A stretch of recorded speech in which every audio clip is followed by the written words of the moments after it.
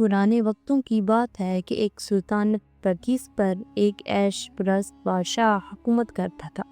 اس کی سلطنت میں سونا اگتا، دولت بہتی، لیکن افسوس کہ اس کی دولت صرف محل تک محدود تھی۔ رعایا بھوکی، ننگی اور محرومی کی زندگی گزار رہی تھی۔ غربت اس حد تک پہنچ چکی تھی کہ کئی گھرانوں میں کئی دن تک چولہا نہیں جلتا تھا۔ اسی سلطنت کے ایک کونے میں ایک غریب کسان رہتا تھا۔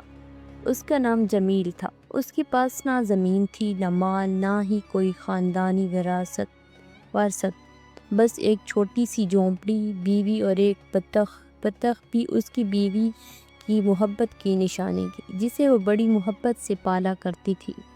ایک دن سلطنت میں اعلان ہوا کہ جو کوئی شخص ایک انوکھا تحفہ لائے گا اور اسے بادشاہ کے خاندان کے 6 افراد میں عقل مندی سے برابر تقسیم کرے گا، اسے خزانے سے انعام دیا جائے گا۔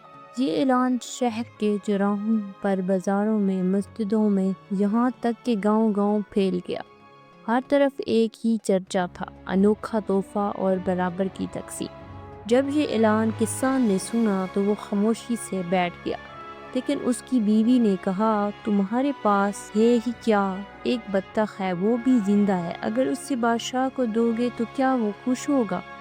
کسان نے مسکرا کر کہا، محترمہ، قسمت کبھی بھی کھڑکی کھول سکتی ہے، میرا ایمان ہے اگر نیت صاف ہو تو رب خود در کھول دیتا ہے۔ جی کہہ کر اس نے وہ بطخ ذبح کر دی۔ بیوی حیران ہوئی، ارے زندہ بطخ بادشاہ کے محل میں خوبصورتی بڑھاتی، تم نے اسے ذبح کیوں کر دیا؟ کسان نے صرف اتنا کہا، بادشاہ کو تحفہ نہیں عقل چاہیے اور وہ میرے پاس ہے۔ اگلے دن وہ ذبح کی ہوئی بطخ لے کر شاہی محل کے دربار میں پہنچا۔ سپاہیوں نے اس کے لباس کو دیکھ کر پہلے تو روکنے کی کوشش کی۔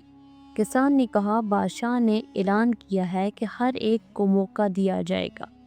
دربار میں جب بادشاہ نے اس کی حالت دیکھی تو ہنسا، یہی ہے وہ تحفہ، ایک ذبح شدہ بطخ۔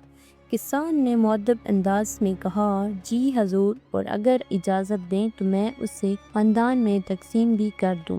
بادشاہ کو دل لگی محسوس ہوئی۔ اس نے کہا، میرے خاندان میں 6 افراد ہیں، میں اور میری ملکہ، 2 بیٹے اور 2 بیٹیاں، اسے برابر تقسیم کرو۔ کسان نے سب سے پہلے بطخ کا سر کاٹا اور بادشاہ کو پیش کیا۔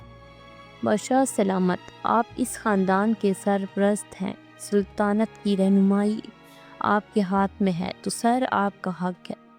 پھر گردن کاٹی اور ملکہ کو دی۔ ملکہ، گردن وہ حصہ ہے جو سر اور جسم کو جوڑتی ہے، جیسے آپ خاندان کو جوڑ کر رکھتی ہیں، لہذا گردن آپ کی ہوئی۔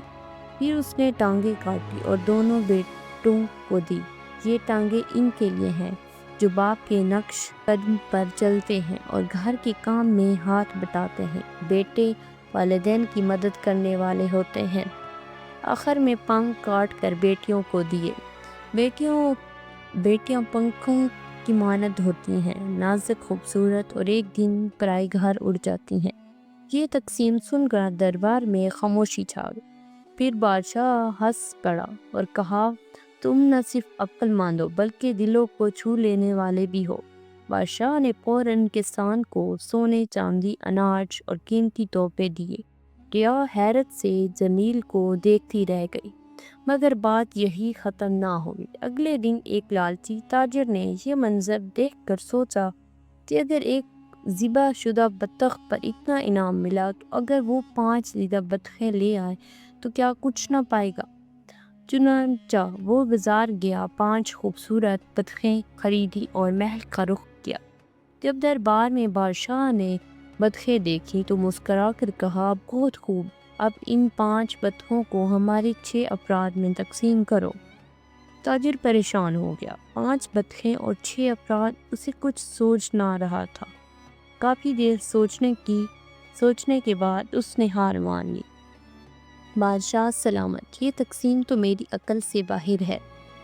بادشاہ نے حکم دیا کسان کو فوراً دربار میں بلایا جائے۔ جب کسان آیا تو بادشاہ نے کہا، اے عقل مند، ان 5 بطخوں کو بھی ہمارے خاندان میں عقل مندی سے تقسیم کرو۔ کسان مسکرایا اور کہا، حکم کی تعمیل ہو گئی حضور۔ پہلی بطخ اٹھائی اور بادشاہ ملکہ کو دی۔ آپ دونوں مل کر ایک اکائی بنتے ہیں، لہٰذا ایک بطخ آپ دونوں کی۔ دوسری بطخ بیٹوں کو دی، یہ دونوں بھی ایک ہی جیسے ہیں، لہٰذا ایک بطخ ان کی۔ تیسری بطخ بیٹیوں کو دی، یہ دو پنکھ، یہ دو بیٹیاں ان کی ایک بطخ۔ اب 3 بطخیں جا چکی تھیں، باقی 2 بچیں۔ کسان نے کہا، اب یہ دونوں بطخیں میرے حصے کی، کیونکہ میں ہی وہ شخص ہوں جو سب کو تقسیم کرنا جانتا ہے۔ دربار میں ایک بار پھر قہقہوں سے گونج اٹھا اور بادشاہ نے اعلان کیا، آج سے کسان ہمارا مشیر خاص ہوگا۔ اور یوں ایک غریب کسان جس کے پاس ایک ذبح شدہ بطخ کے سوا کچھ نہ تھا، اپنی عقل، دانائی اور نیت کی صفائی کے بعد سلطنت کے سب سے اہم مقام پر فائز ہو گیا۔